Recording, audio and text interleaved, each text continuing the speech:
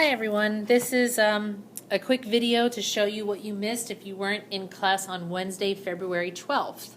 Today we went a little bit deeper into our discussion on poverty, and rather than discussing poverty as it relates to our culture, I feel like yesterday in class we kind of talked about what it's like to live on $1 a day in America and what it's like to have to sacrifice some of the things that we might consider normal in our culture and in our society. So now we're going to take a look at some of the things that people have to experience when they endure poverty in other parts of the world. So looking at this piece of paper here, I know it's a little tough to see just because it's really hard to get the size right on this screen. But if we look here, let's see, maybe I can make it a little bit bigger.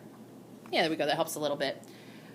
All right, so poverty has an impact on all of these other areas. So for school, some children may miss school because their parents can't afford the fees or because they're too ill to attend.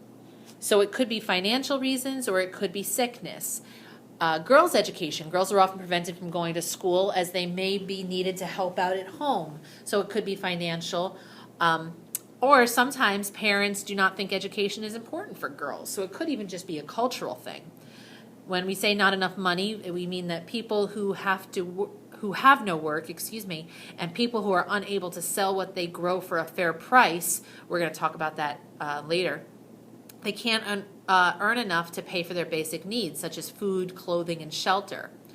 In terms of the environment, climate change means floods and droughts are becoming more frequent and severe.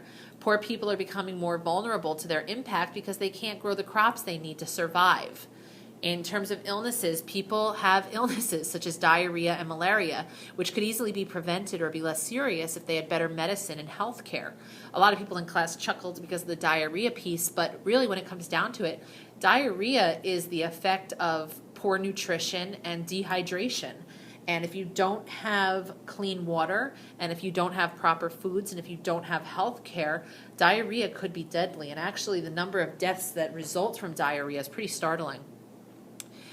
Young children who do not have proper food and health care are more likely to die before they grow up, which is an awful truth. And finally, the health of mothers. Pregnant women who do not have good medical care, food, and health education will be more likely to die in childbirth. So notice that it says that that's the direct result of medical care, food, and education. All right, so what we did in class today was we actually put poverty at the center of our consequence chain, I guess you could call it. And what we did was we drew a sort of linear chain to show how these things are all interconnected. So, for example, my example that I showed the whole class was how poverty could mean that you don't have enough money. And if you don't have enough money, you can't send your kids to school always. Usually the ones who are affected by this most are girls. If girls can't get educated, then we could see higher pregnancies, more pregnancies, I should say, and we could see that the health of mothers during pregnancy and childbirth is not good. This can also lead to eventual death in childhood, child mortality. And then we also see other things. If you live in an impoverished area, certainly caring for the environment isn't a priority, and the environment could lead to illness. And if the environment is affecting your crops and other things, then you don't have enough money. And again, if you don't have enough money, you can't send your kids to school. So we see this interconnectivity that really shows a pretty negative chain reaction. So then what we talked about was how could we erase one of these chains? What could we do with one of our global partnerships to actually break one of these chains and instead of having a negative chain of events, have a positive chain of events? So some kids mentioned things like providing free education. If we can provide free education for everybody, then maybe we could, if we educate someone, then we can educate girls. And if we can educate girls, then they could get jobs, which means that they would have enough money. And if they have enough money, they could protect the environment. And if they protect the environment, illness won't be a problem. Well, it could be a little bit of a problem, but still. And these illnesses could affect children, they could affect mothers. So we could see a positive chain reaction instead of negative. So then I asked the class, where have we seen these things before? Why do they look familiar to us? And what we realized is that these are the Millennium Development Goals. When we talk about school, that's education for all. Educating girls, we're talking about empowering women and gender equality. Not enough money, that's your poverty and hunger piece. Illnesses, we want to try to prevent preventable diseases. We want to watch maternal health. We want to help the number of children who live past the age of 5, and we want to help restore our environment for the future. So the idea here is all of these goals are interconnected. If we suffer in one area, then we suffer in other areas. If we can fix one area, we might be able to fix other areas. So there was the message that we were trying to get there. All right, so then what we did was we started looking.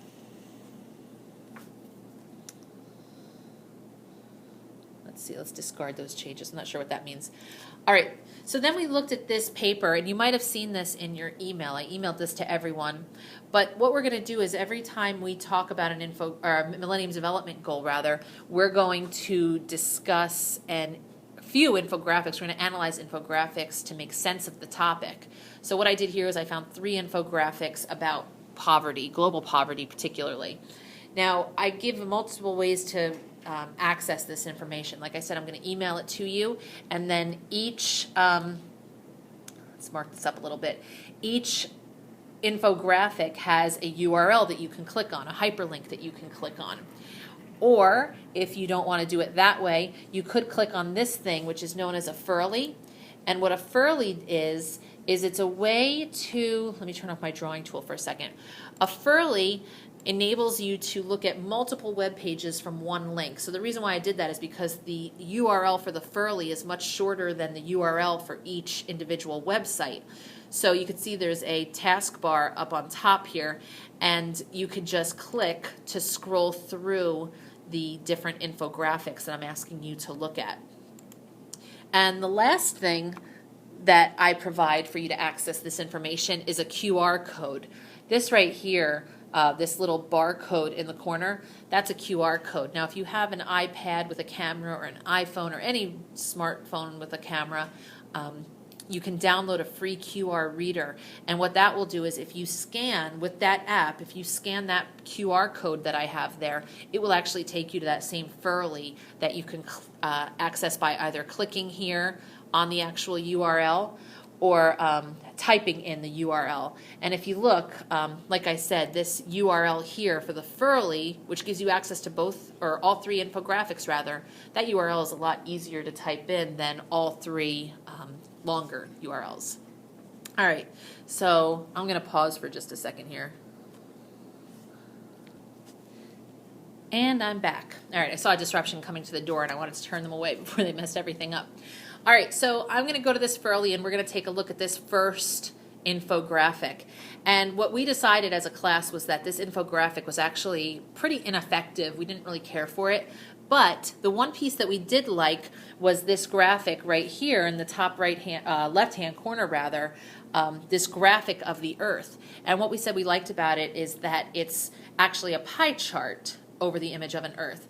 And what we learned from this is that nearly half of our global population lives on less than $2.50 a day, $2.50. So if you do the math, 7 billion divided by 2, that works out to be about 3.5 billion people. Then if we scroll down, let's see. Whoa. All right, if we scroll down just a little bit, sorry, it's sensitive. Again, what we didn't like were the colors and the way that the text down in the bottom left-hand corner didn't really contrast well with the background. But what you could see is that 640 million people live without adequate shelter, 400 million have no access to water, and 270 million have no access to health services. So that was a very simple way to relay some pretty powerful numbers. And if you go back to that worksheet, that answers questions 1, 2, 3, and 4. All right, so let's go back to our infographic. We immediately then started talking about the effectiveness of infographics, and what we said was that, this line here through the center of the Earth kind of brought us down this line here brought us down to this information, and then these arrows kind of pulled our eyes this way, but really those pie charts are very hard to understand, very ineffective, and then that text in the bottom right-hand corner is really hard to understand. So at that point, we decided to move on. So let's move on to our next link. I'm going to click those arrows in the top corner to take us to our second infographic, and we all really loved this one. This one shows how poverty is unequal around the world. So while poverty affects so many people in so many countries, it looks differently in different countries. So first we notice the size of these countries. India, according to the area in square miles, let me bring my pen back up so I can show you what I'm talking about here. The area in square miles is 1.3 million as opposed to 3.7 million in the US. And again, these little blurbs of text are optional, but if you look at that, it actually explains that fact that India is 1/3 the size of the US. Now, while the infographic doesn't clearly explain or show the population of these two countries, you can tell by looking at these stick figures. India's over here in red and the US over here in blue. You could see that India clearly outnumbers us in terms of population. But what we also see is the breakdown of above the poverty line and below the poverty line. And yes, they have more people above the poverty line than we do as a result of their greater population, but the number below the poverty line is exponentially bigger than that of our own. All right, so then we look at what the poverty line actually is. Now, what I explained to you yesterday is that poverty lines could be different depending on where you go around the world. So in India, because of the state of their economy, hang on a second, just want to scroll down a little bit. In India, as a result of their economy, their poverty line is drawn at $1.25, meaning people are living on less than $1.25 a day. That's considered poverty. In the U.S., our poverty line is actually $29.85, which sounds like a lot of money, but you really have to think about, those needs that we discussed yesterday. What do we need in our country, and what do those needs cost? All right, so let's scroll down again and look at this last piece. We really like these graphics down here too. And something just to be said about the design of the infographic, the designer did an excellent job of telling us early on that he was going to use, or she, that they were going to use red to represent India and blue to represent the US. You even see in the flag, India's flag doesn't have that green bar that it normally does, and the US doesn't have red stripes like it normally does, because they want you to know red means India, blue means US. So when you come down here, that doesn't even need to be said. You know just by looking at this what means what. So take a look down in the bottom right-hand corner, the reported cases of malaria. 1,500,000 cases of malaria, That's an incredible number compared to the U.S. where we have none. No cases of malaria. And that's a true testament to the health care here and the resources and clean water that we have access to. And then we just talked about some of the other things that we've been seeing. More malnutrition in India, smaller homes in India, less schooling in India, and even that literacy rate. 61% of children in India are literate, or people, I should say, in India are literate, just over half the population, where almost all of the American population is literate, although we do have a percentage that is not. So let's move on to our last infographic. Not all of the classes got to this today, but that's okay. It's called broken. So meaning, people who are broken as a result of being broke. And this one really focused on the psychological effects of poverty. So we just went through this one real quickly, and what we looked at is how the poverty line for a single person in the U.S. in the year 2013 was 11,490. Now, if you consider the number that we saw in the last infographic, $30 a day, just about, multiply $30 a day times 365 days in a year, it totals out to be about $11,000. So that makes sense. Now, it sounds like a lot of money, and people were saying, well, I could live on that. But when you start talking about mortgages and the amount it costs to get around and feed ourselves, $11,000 really isn't a lot of money. So then we took a look at this map, and we made the observation that most states in the United States, most of the southern states, are actually those that are experiencing poverty the most, I should say. if you want to look at the key down here, the map key, where's my cursor? There we go. Red means 16% or more living in poverty. Green means less than 11% of the population living in poverty. So you can see where we stand. You look at Pennsylvania, 13% to 15.9%. So we're certainly not the best off in the country, but we're not the worst either. All right, so then we looked at some of the effects that poverty actually has on the brain. Lower IQs, lack of focus, it affects your memory, your ability to make decisions, your patience, and your awareness. So think about, the man who can't feed his family. Think about the stress that he comes home with as a result, and all of these factors are, struggling a little bit. Or think about the student who's coming to school hungry, who's coming from a family that's living in poverty. How are they expected to focus in class and study for a test and, be aware of what's going on around them? These are all factors that have been studied psychologically. And then finally, we looked at stress to death, and we just decided, these are the areas that cause stress in a person's life. Now, why do you think a person who is living in poverty might experience more stress? And the answer to that is because they don't have money. Money is a huge stressor, as you see on this list. Work, if people even have a job, the money, the shortage of money, the lack of money, health, relationships, poor nutrition, media overload, and sleep deprivation. These are all effects of poverty and also stressors, which lead to our overall mental unhealthiness, I guess you could say. So, ultimately, that's what we went over today in class. This worksheet was completed. We were able to answer all of these questions by looking at the infographics. I would suggest that you maybe go through this lesson again, fill in the blanks here, take the time to open up the infographics yourself and answer some of those questions, and you'll be all set to meet up with us when you return. All right, have a great night.